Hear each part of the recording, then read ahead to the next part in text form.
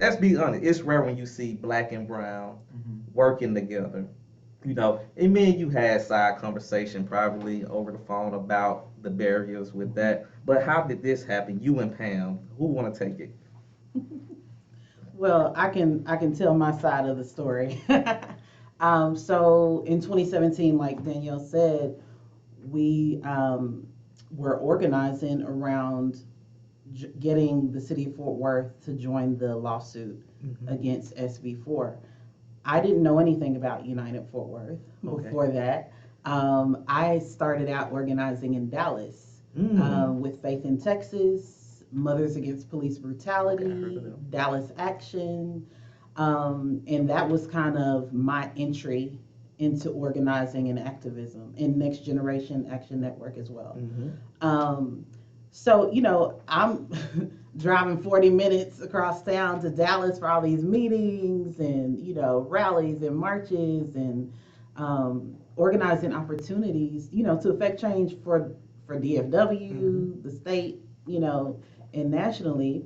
But I just didn't see anything in my neck of the woods. I'm born and raised in Fort Worth. Okay. Graduated from Dunbar High School, went to William James Middle School, grew up in Meadowbrook. And so I just never saw that opportunity here until I heard of United Fort Worth in 2017. I started seeing social media posts, about, hey, let's organize against this racist bill that is causing so much turmoil in the immigrant community and in our community at large. And so that really drew me.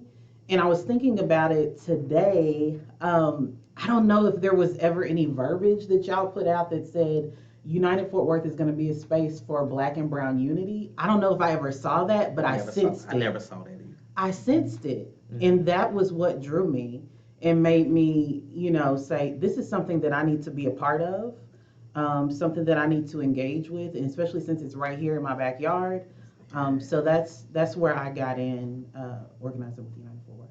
Yeah, and I mean there had to be real vulnerable, honest conversation too. Whenever the idea of United Fort Worth came up, of course, like the passion was to fight this racist piece of legislation, but there was a overarching idea of building like this multiracial movement of all people, following this idea that our ancestors kind of laid of like solidarity work. And I had to be honest with where United Fort Worth was going on being a very not only immigrant focused, but a very brown immigrant focused organization. So I remember us having a conversation and me being like, yo, Pam, like, be honest, like, how do you feel of the work that UFW is doing? And that's where the honesty of we're not doing enough to do intentional Black and brown relational organizing. We're not doing enough to call out police. We're not doing enough to call out, systems that are directly impacting Black people, and also tying those systems together and having this conversation on how these systems are intertwined, how white supremacy works in a way of being this large octopus, and it has so many different tentacles like ICE, deportation, like police brutality, mass incarceration, gentrification. These are all the tentacles of white supremacy, but at those beginning stages, we weren't expanding that to include all people. So that's when we did a hard transition to be more real about the work that we were doing. Because to be honest, when United Fort Worth started, that's the same exact time that folks were mobilizing in support of Ms. Jacqueline Craig to find justice for the attack of her and her family. And that's when it was like, yo, like, they're not listening to Dr. Bell. They're not listening to the organizers who are demanding justice for Jacqueline Craig. They didn't listen to us.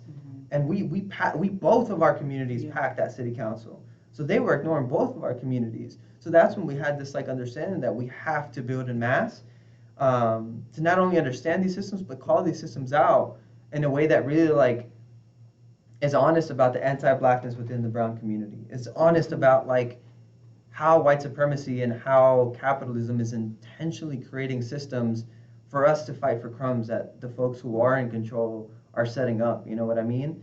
But it takes that intentionality on being honest about anti-Blackness, on being honest about like our failures to not, with intention, reach out to Black folks and do this multiracial organizing and create space for that work as well. So there was a point where that was like, let's be real, like that's not happening.